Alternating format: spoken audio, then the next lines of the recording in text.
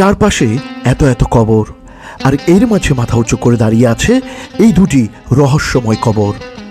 কারা এই কবরের মাঝে এত শত শত বছর ধরে শুয়ে আছে? এই যে পাথরের উপর কারুকার্যগুলো দেখতে পাচ্ছেন, এগুলো একসময় সোনার প্রলেপে ঢাকা ছিল। মসজিদের ভেতরে ছাদের উপরে এরকম পাথরের তক্তাই বা কেন রাখা আছে, বা এত প্রাচীন যুগের এই বিশাল পাথরগুলো এইভাবে এখানে পড়েই বা কেন আছে? এই সকল প্রশ্নের উত্তর খুঁজে পেতে আজ আপনাদের নিয়ে চলে যাব বাংলাদেশের বুকে টিকে থাকা সুলতানি আমলের এক অবিশ্বাস্য ইমারত ছোট সোনা মসজিদে, এবং এর পাশাপাশি দেখতে পারবেন এমন এক কবরস্থান যার পরাতে পরাতে লুকিয়ে আছে হাজার বছরের পুরনো রহস্য ও ইতিহাস। আজ আমরা চলে এসেছি বাংলাদেশের আমের রাজধানী নামে পরিচিত চাঁপাইনবাবগঞ্জ জেলায়।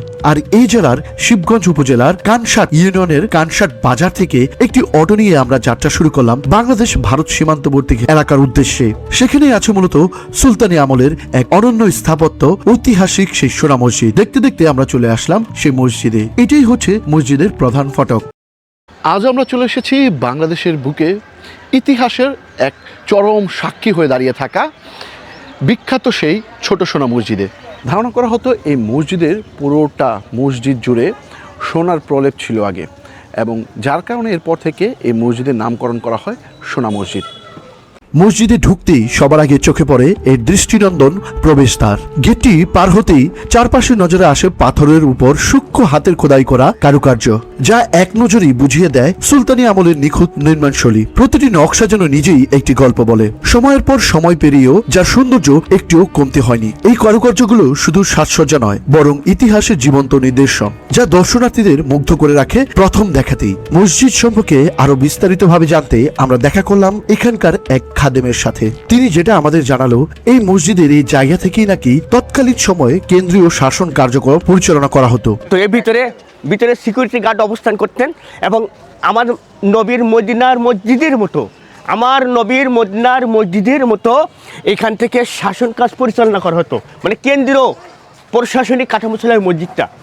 এখানে দেখেন, এখানে বাতিগুলো রাখা হতো, এখানে তৎকালীন যুগে বাতি রাখা হতো, এবং এইখানে সিকিউরিটি গার্ডগুলো অবস্থান করতেন এখানে। হ্যাঁ, এগুলো করতেন। এবং আমাদের এখানে যে বাউন্ডারিগুলো উঁচু ছিল, দোকানগুলো এখান থেকে নাই এখন।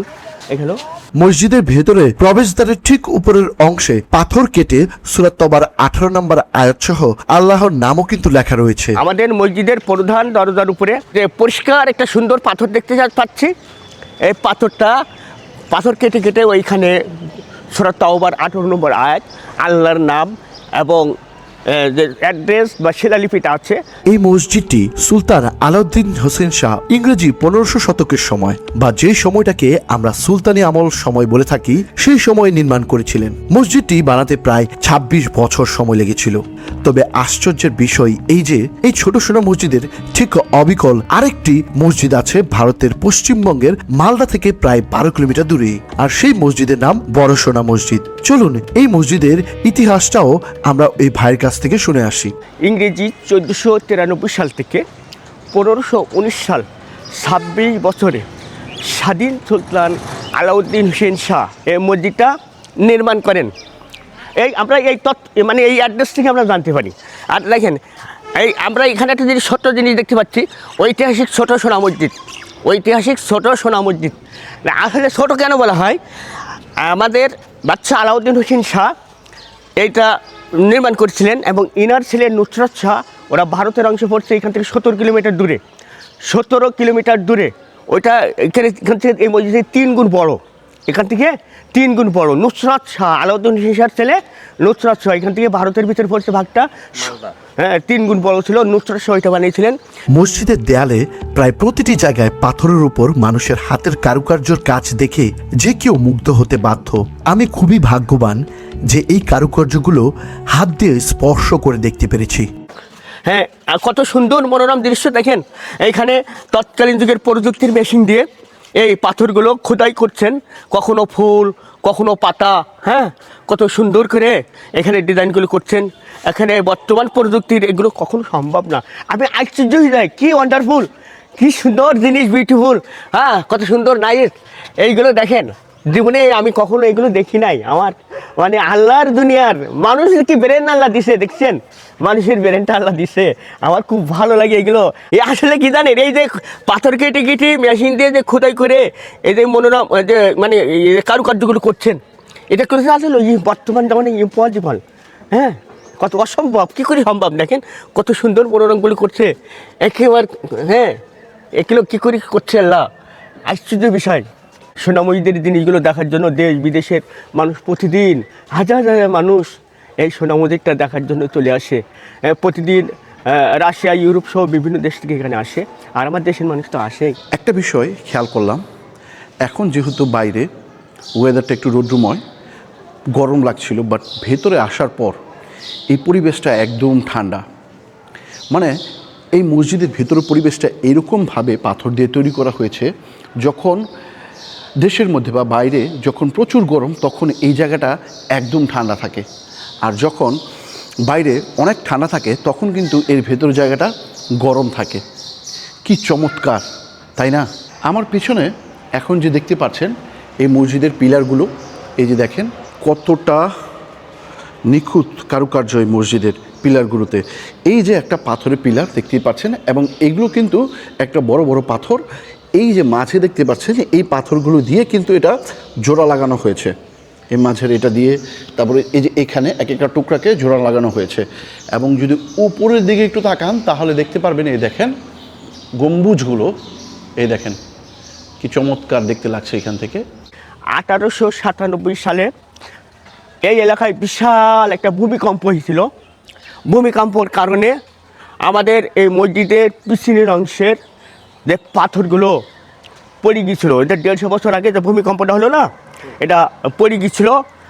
এখন পড়ে যাওয়ার পরে এখন সে পাথরগুলো ওইবারে মানে সংরক্ষণ করে রাখা হয়েছে। এই পাথরগুলো পড়ে গিয়েছিলো। এই পাথরগুলো ভূমিকম্পে পড়ে যাওয়ার পরে এখানে কিছু রাখছে, আর এখানে আমাদের মসজিদের বাউন্ডারির বাইরে কিছু সংরক্ষণ করে রাখছে এখানে। আমরা এখন বর্তমানে মসজিদের ঠিক পেছন সাইডটা আছে, দেখতে পাচ্ছেন এটা হচ্ছে পেছন সাইডটা মসজিদের। এবং এইখানে আসলে আপনারা মসজিদের আসল কারুকার্যের যে ভিত্তিটা সেটা দেখতে পারবেন। এই যে পিছনে দেখতে পাচ্ছেন আমার এই অংশটা কিন্তু দেখেন পাথর, আর এই অংশটা হচ্ছে ইটের গাঁথুনি। এই ইটের গাঁথুনিগুলো এই পাথরের মাঝখানের অংশে দেওয়া আছে, এবং এগুলো দেখতে পারবেন যে ছোট এই ইটগুলোকে বলে সুলতানি আমলের ইট, পাতলা ইট, চিকন। এবং এগুলো কিন্তু তখন আপনার সিমেন্ট বা লোহার কোনো কিন্তু কারুকার্য নেই, সব যা আছে এই ইটগুলো সম্পূর্ণ চুন সুরকি দিয়ে জোড়া দেওয়া। এবং খেয়াল করলে দেখবেন যে কতটা এই পাথরের যে পরতগুলো দেখতে পাচ্ছেন কতটা মোটা। একে তো সামনে মাঝে ইটের এরকম গাঁথনি দেওয়া, এবং বাহিরে এই বড় বড় পাথরের যে স্লট এগুলো বসানো, এবং ভিতর দিকেও কিন্তু আপনারা খেয়াল করেছেন যে পাথরের যে স্লটগুলো আছে ওগুলো কিন্তু বসানো আছে। এবং এগুলো কিন্তু অনেক আগের, বলতে গেলে সুলতানি আমল থেকে কিন্তু এইরকমই কারুকার্যগুলো কিন্তু ছিল। এইখানে দেখেন এক একটা পাথরের যে থিকনেস এটা কিন্তু বিশাল। এই দেখেন আমার এক হাত পুরো আঙুল, এই সবটি কিন্তু এখানে, আর বাকিটা হচ্ছে ইটের কারুকার্য। 1897 সালে ভূমিকম্পের কারণে এখানে পাথরগুলো পড়ে গিয়েছিল। পরে আমাদের বিদেশ থেকে ইঞ্জিনিয়ার নিয়ে আসছিল এইটা সেট করার জন্য, কিন্তু সঠিকভাবে এরা নির্ণয় করে এই পাথরগুলো আবার তুলে সেট করতে পারে নাই। এই জন্য ইঞ্জিনিয়ার মানে কী বলা যায়, ব্যর্থতার স্বীকার করে চলে গেছে। আমাদের এই পাথরগুলো এখন মানে তোলা সম্ভব হচ্ছে না, তবে এখনও চেষ্টা আছে। এই পাথরটা জোড়া লাগানোর চেষ্টা করেছিল, কিন্তু ঠিকভাবে দেখেন এটা কিন্তু জোড়া লাগাতে পারেনি। এই দেখেন এখনও কিন্তু জয়েন্টগুলো ঠিক মতন বসেনি। তো তখনকার সময়ের কাজে এখন এসে মানুষ পারতেছে না, বাট চিন্তা করে দেখেন সেই এত বছর আগে মানুষ তখন হাতে কিভাবে এটা তৈরি করেছিল, একবার ভাবতেই কিন্তু এটা অবাক লাগে। ইমাম সাহেব দেখেন যেখানে ভিতরে নামাজ পড়তেন, ঠিক দেখে মিডল সাইডটা এখানে সেম যে পিলারটা ছিল, এই পিলারগুলো ভেঙে পড়ে গেছে। এবং দেখেন কী করে ওখানে তৎকালীন যুগে তারের কাটার মতো বড় বড় পেরেকের কাটার মতো একটু বড় বড় এইখানে জয়েন্ট দিয়ে উপরে তুলছিল এই দুইটা পিলার। মসজিদের ঠিক এই পাশটায় আপনারা দেখতে পাচ্ছেন যে উঁচা জায়গাটা, এই জায়গাটা একটা ঘটনা আছে, সেটা হচ্ছে তখনকার আমলে সুলতানি আমল, তখনকার আমল বলতে গেলে সুলতানি আমল, মুঘল সাম্রাজ্যের আমলেরও আগে কিন্তু সুলতানি আমল ছিল। তো এই দুই আমলের মাঝামাঝি সময়, তখনকার সময় বিচার ব্যবস্থা এই মসজিদ কেন্দ্রিক ছিল। যত এলাকার বিচার সালিশ হতো সব মসজিদে এসে এখান থেকে সব রায় ঘোষণা করা হতো। এবং এই যে আমার উপরে যে জায়গাটা দেখতে পাচ্ছেন, এইখানেই মসজিদের ইমাম বা তখনকার বলা হয়তো কাজী, তারা কিন্তু এখানে বসে সবার বিচার সালিশ করত। আর এখন আপনাদের সামনে দেখাচ্ছি এই জায়গাটা, আগে কিন্তু এইখানে পুরোটাই স্বর্ণের প্রলেপ ছিল, হ্যাঁ স্বর্ণের, কিন্তু এখন এটা নাই, এগুলো সব চুরি হয়ে গেছে। আর এইখানে যে ফাঁকা স্থানগুলো দেখছেন, ঠিক এই ফাঁকা স্থানগুলোতে একটা চৌকির মতন বসিয়ে তারপর ওটার মধ্যে হুজুর বা এখানে যে কাজী তারা কিন্তু বসতো। এখন কিন্তু ওই জিনিসটা লক্ষ্য করা যাচ্ছে না। এই যে এখানে বসার জায়গা ছিল, মানে একবার লেবেল করা ছিল, এবং যে গ্যাপটাগুলো দেখতে পাচ্ছি আমরা, এই গ্যাপের এখানে স্বর্ণের যে পাতগুলো ছিল বসার, যে সুন্দর বসার স্থান, ইংরেজ শাসনের সময় এটা খুলিয়ে নিয়ে গেছে। মানে যখন এই দেশটা যখন দেখুন যে যা শাসন করছে সেটা চুরি করার চেষ্টা করছে। আর আমরা তো ইতিহাস জানি, ইংরেজরা আমাদের এই দেশ পাক ভারত উপমহাদেশ শাসন করছে এবং শোষণ করছে। এখানে স্বর্ণের যে পাতগুলো ছিল, আমরা এই সুন্দর ফাঁকাগুলো দেখতে পাচ্ছি, হ্যাঁ এইখানে এখন আপাতত এখানে নাই, স্বর্ণের ওইভাবে এখন পতিত আছে। এখানে বসে বাদশাহ আলাউদ্দিন হোসেন শাহ এখান থেকে ঢুকতেন। এখানে পরে বন্ধুকে দেওয়া হয়েছে, তালা দেওয়া হয়েছে, আর তালা দিয়ে মানুষের যাতায়াত ব্যবস্থা। বাদশাহ আলাউদ্দিন হোসেন শাহ এখান থেকে ঢুকে ওইখানে বসে শাসনকাজ পরিচালনা করতেন এবং নামাজ পড়তেন। আমরা খেয়াল করতে পারলাম মসজিদের গায়ে প্রায় বেশিরভাগ পাথরের মধ্যেই কিন্তু কিছু না কিছু ক্ষত চিহ্ন ছিল। এরপর যেটা জানতে পারলাম, অনেকেই কালের ক্রমে এখান থেকে পাথরগুলো নিয়ে যাওয়ার চেষ্টা করেছিল, যার কারণে এখানে শাবল বা কোদাল দিয়ে তারা ক্ষত করার চেষ্টা করেছিল। কিছু কিছু জায়গায় ভাঙা দেখছেন, এই তৎকালীন দিকে ইংরেজ শাসনের সময় ব্রিটিশরা এটা খুলে নেওয়ার চেষ্টা করছিল। এগুলো পাথরগুলো ভাঙছে, খুলে নেওয়ার চেষ্টা করছিল, এখান থেকে পাথরগুলো ভাঙছে। হ্যাঁ, ওই সাইনবোর্ডটাও ভেঙে নেওয়ার চেষ্টা করছিল, ওদের কোনায় ভাঙা বাবা, ওদের কোনায়গুলো ভাঙা। আমি বর্তমানে বাংলাদেশের সুলতানি আমলের এমন একটি কবরের সামনে দাঁড়িয়ে আছি, যে কবরটিকে ঘিরে আছে অনেক ইতিহাস, অনেক রহস্য। মসজিদের বাইরের দিকে আসলে চোখে পড়বে এরকম সারি সারি কবর। তবে আশ্চর্যের বিষয় হলো, এত এত কবরের মাঝে মাথা উঁচু করে দাঁড়িয়ে থাকা এই কবর দুটি কার? লোকমুখে এই কবর নিয়ে অনেক তথ্যই পাওয়া যায়, কিন্তু আসল ইতিহাস সঠিকভাবে কোথাও লেখা নেই বা উল্লেখ নেই। তারপরও আমরা এই কবর সম্পর্কে আরো বিস্তারিত জানবো এই মসজিদের খাদেমের কাছ থেকে। এই দুইটা কবর কার? আমরা আসলে কবরের তত্ত্ব জানি না। আমরা মসজিদের সামনে এইভাবে পতিত অবস্থায় আছে, কবরের কলেমা লেখা আছে। তবে বাদশাহ আলাউদ্দিন শাহ এই মসজিদটা নির্মাণ করেছেন 1493 সাল থেকে 1519 সাল, 26 বছরে। এই মসজিদের ঠিকানা অনুযায়ী আমরা বলতে পারি মসজিদের সামনে যে কবরগুলো আছে বাদশাহ আলাউদ্দিন হোসেন শাহর ফ্যামিলি বা বংশের কবর। তবে এই দুইটা কবর সম্পর্কে তত্ত্ব হলো যে মনে হয় বাদশাহ আলাউদ্দিন হোসেন শাহর স্বামী স্ত্রীর কবর হতে পারে। বাদশাহ আলাউদ্দিন হোসেন শাহর স্বামী স্ত্রীর কবর হতে পারে, এটা কমেন্টে।